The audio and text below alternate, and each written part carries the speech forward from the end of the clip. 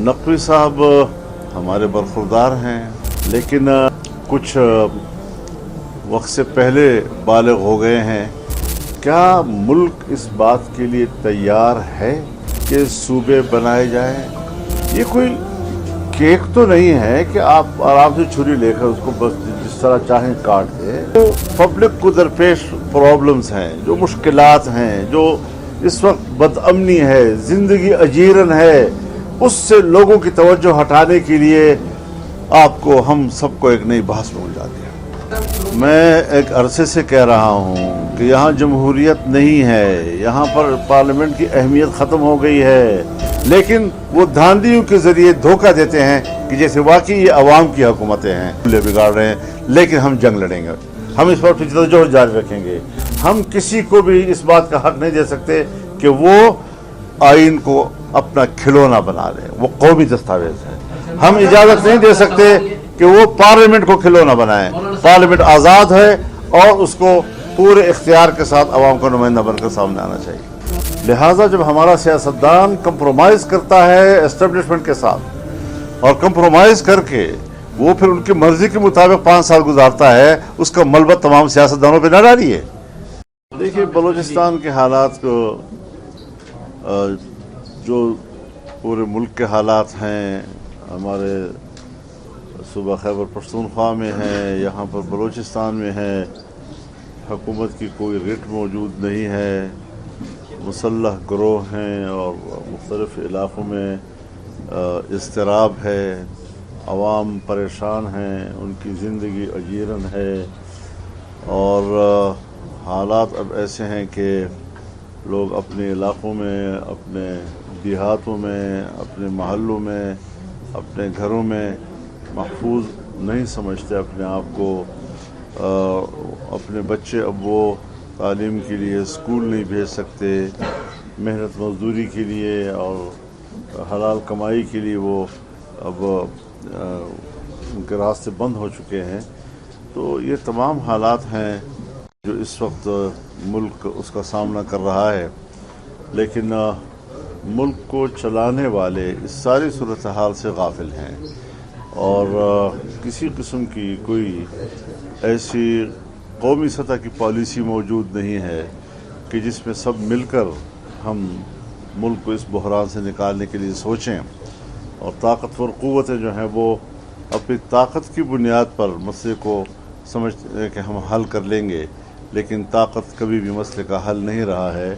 ताकत से मसाइल और उलझते हैं और पहले तो हम खैबर पख्तूनख्वा या बलूचिस्तान की बात करते थे, अब तो कश्मीर की सूरत हाल भी बेहतर नहीं है। वहाँ पर भी एक इज़्तिराब है और वहाँ पर भी लोग महीने से ज़्यादा अरसा हो गया धरना दिए हुए हैं और वो बार बार हमें आवाज़ दे रहे हैं कि हमारे मसले को आप हल करें, आप हल करें, लेकिन उस पर भी हुकूमत की तरफ से अब तक किसी किस्म का कोई राब्ता नहीं हो रहा, न उस पर कोई जवाब आ रहा है, न वो ये सोच रहे हैं कि हम किसी को इसमें किरदार अदा करने दें। तो ये सारी वो चीज़ें हैं जो मैं समझता हूँ कि इस वक्त कौमी सतह पर मुशावरत के मोहताज हैं और एक इंसाफ पर मबनी पॉलिसी बनाने का तकाजा करती है। अच्छा मौलाना साहब, पहले जो है हम देखते थे जमीयत उलमा इस्लाम बलूचिस्तान में हुकूमत बनाने तोड़ने या बलूचिस्तान में क्या ताकत थी जमीयत उलमा इस्लाम।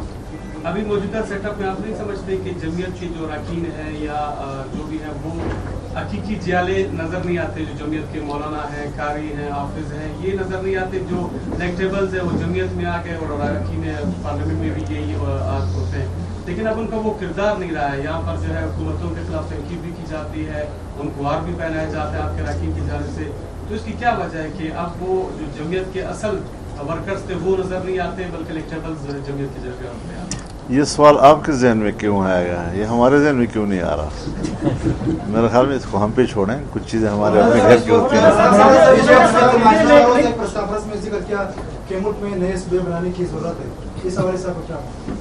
देखिए, नए सूबे बनाना, नए डिवीज़न बनाना, नए ज़िले बनाना, नई तहसीलें बनाना, नए टाउन बनाना, یہ انتظامی معاملات ہیں اور انڈیا میں بھی صوبے بنے ہیں، اور لیکن ہمیں اپنے ملک کی جو انتظامی ساخت ہے اس کو پہلے دیکھنا چاہیے، اس کو پورا مطالعہ کرنا چاہیے۔ نقوی صاحب ہمارے برخوردار ہیں، لیکن کچھ وقت سے پہلے بالغ ہو گئے ہیں۔ اب یہ معلوم نہیں ہے کہ انہوں نے یہ بات جو ہے وہ اپنی ذاتی کیپیسٹی میں کی ہے، لیکن اپنی ذاتی حیثیت میں بات کرنا کیسے ممکن ہے جبکہ وہ اس وقت ایک کابینہ کے ممبر ہیں؟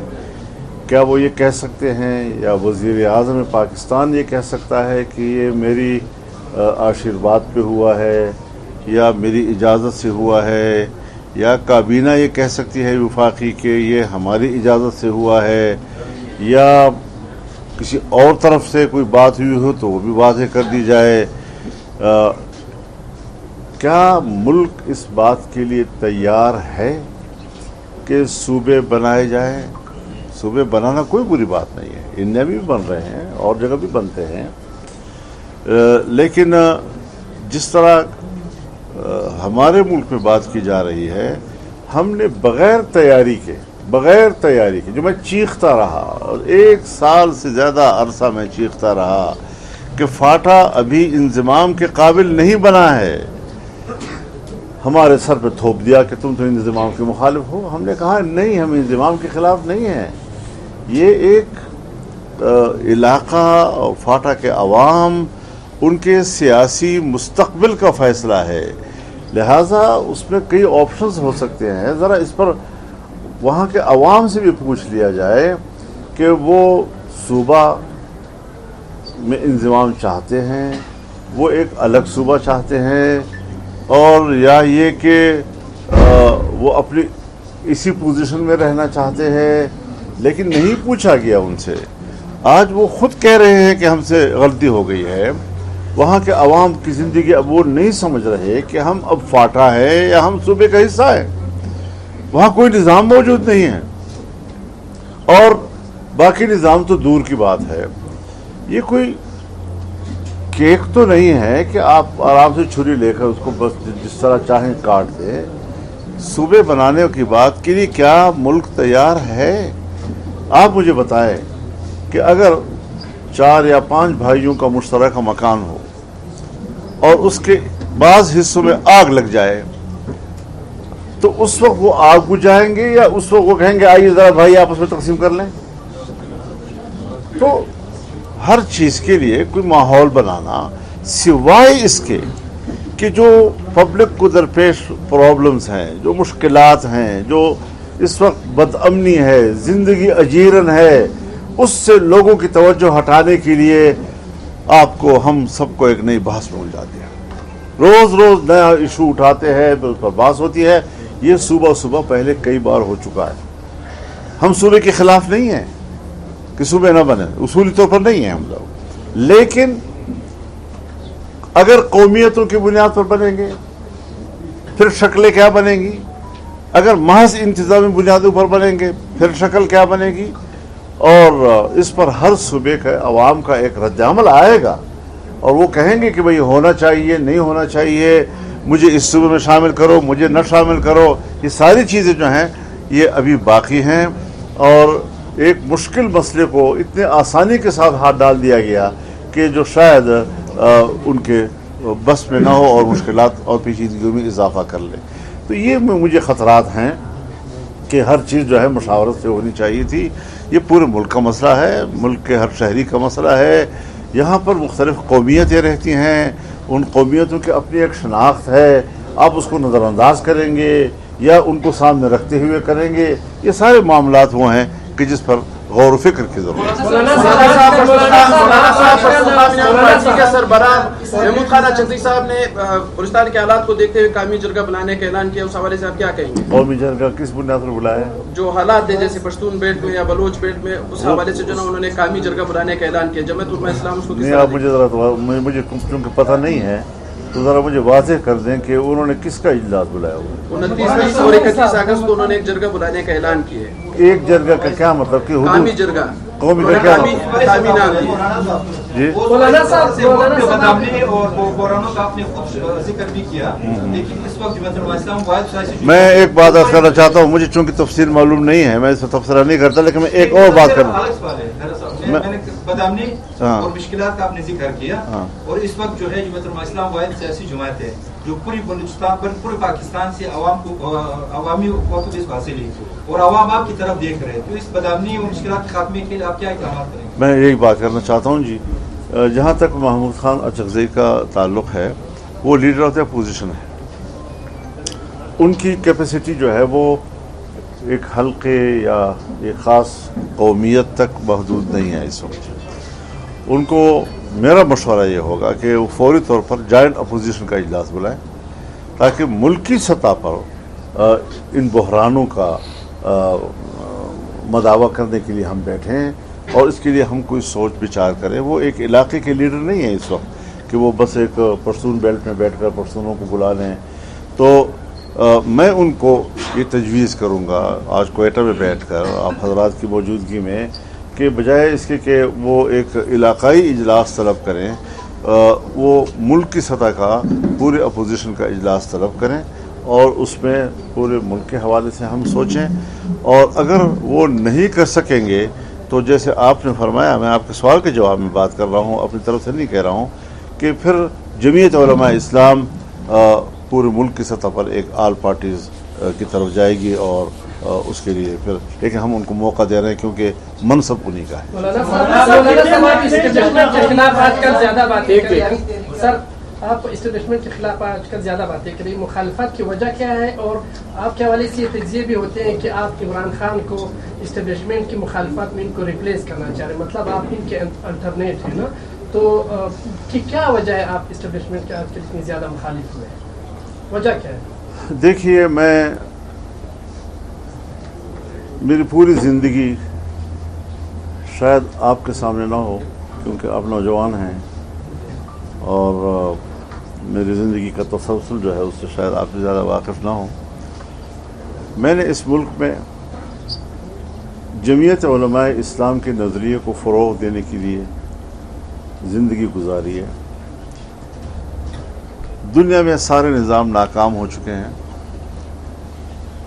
اگر ناکامی والی باتیں ہیں تو ناکام تو پوری دنیا میں اب جمہوریت بھی ہے، آمریت بھی ناکام ہو گئی ہے، کمیونزم بھی ناکام ہو چکا ہے، اور اب رہ گیا ہے مغرب کی سرمایہ داریت، مشرق کی آمریت اور عسکریت، اور اب یہ چیزیں ہم پر حکومت کریں گی.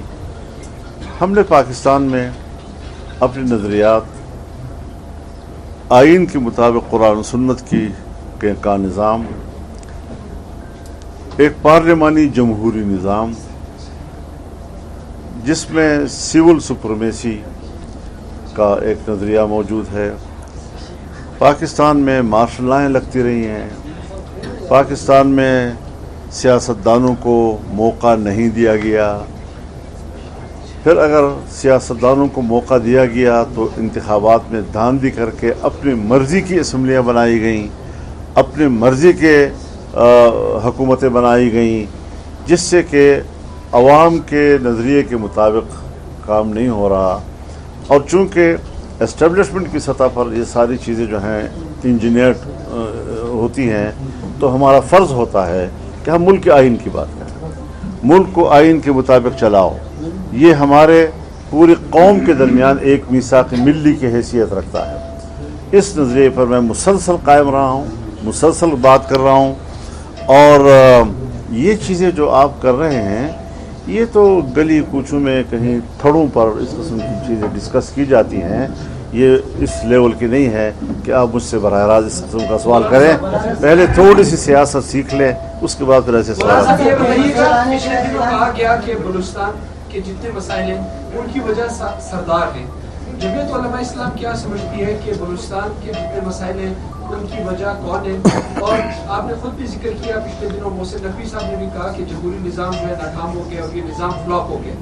کیا آپ یہی سمجھتے ہیں کہ یہ نظام بیٹھ گیا ہے اور اب کسی نئے نظام کی ضرورت؟ میں ایک عرصے سے کہہ رہا ہوں کہ یہاں جمہوریت نہیں ہے، یہاں پر پارلیمنٹ کی اہمیت ختم ہو گئی ہے، لیکن اب کیا کرنا ہے؟ ہم تو کہتے ہیں کہ اس کا حل ہے، آج بھی ہے کل بھی تھا، وہ ملک کا آئین ہے، آئین کے مطابق ملک کو چلاؤ، جمہوریت بھی ٹھیک ہو جائے گی، یہاں پر اللہ کی دین اور اس کے احکامات بھی قانون سازی شروع ہو جائے گی، اس کے مطابق عوام میں خود اعتمادی بھی آئے گی کہ اصل میں ہماری مرضی کی حکومتیں ہونی چاہیے، ہم پر جبراً کوئی حکومت مسلط نہ کی جائیں۔ لیکن وہ دھاندلیوں کے ذریعے دھوکہ دیتے ہیں کہ جیسے واقعی یہ عوام کی حکومتیں ہیں، جبکہ یہ بھی انہی کی حکومتیں ہوتی ہیں اور پیچھے لگام انہی کے ہاتھوں میں ہوا کرتے ہیں۔ تو اس حوالے سے عوام پریشان ہیں، عوام کی کوئی حکومت نہیں ہے۔ میں یہ سوچتا ہوں کہ پہلے یہ بتایا جائے کہ یہ کس کیپیسٹی میں انہوں نے یہ باتیں کی ہیں، وہ کابینہ کے ممبر ہیں، اگر ناکام ہو چکا ہے تو پھر یا تو اپنی حکومت سے کہیں کہ وہ مستعفی ہو جائے، یا پھر کم از کم خود مستعفی ہو کر میدان میں آ جائیں۔ نہیں، نوکری بھی اسی طرح پہ کرنی ہے اور باتیں بڑی بڑی کرنی ہے۔ تو میں اب کیا کہہ سکتا ہوں، چھوٹے لوگوں کو بڑا کہنا پڑا ہے، مجھ کو اکثر ایسی تکلیف کئی بار اٹھائی میں نے۔ مولانا صاحب، آئین کی بات آپ کرتے ہیں، 73 کے آئین میں بہت سی تبدیلیاں آئی ہیں، ترامیم آئی ہیں، پھر وہ آئین تو وہ نہیں رہا جس کی آپ بات کر رہے ہیں۔ دیکھیے، آئین بنتا ہے، آئین کا مقام جو ہے وہ یقیناً ایک بہت بڑے دستاویز کی ہوتی ہے، لیکن وہ قرآنی دستاویز نہیں ہے کہ اس میں کوئی تبدیلی نہیں کی جائے۔ تبدیلی کی بھی اپنے اصول اور ضوابط اس کے اندر ہیں، پارلیمنٹ اور اس کی 2/3 اکثریت سے۔ چنانچہ جب بھی مارشل لائیں آئی ہیں اس نے حلیہ بگاڑ کر رکھ دیا ہے اس آئین کا، لیکن بڑی محنت اور کوشش کے بعد ایک 18ویں ترمیم آئی جس میں آئین کو اول سے لے کر آخر تک اس کی اصلاح کی گئی۔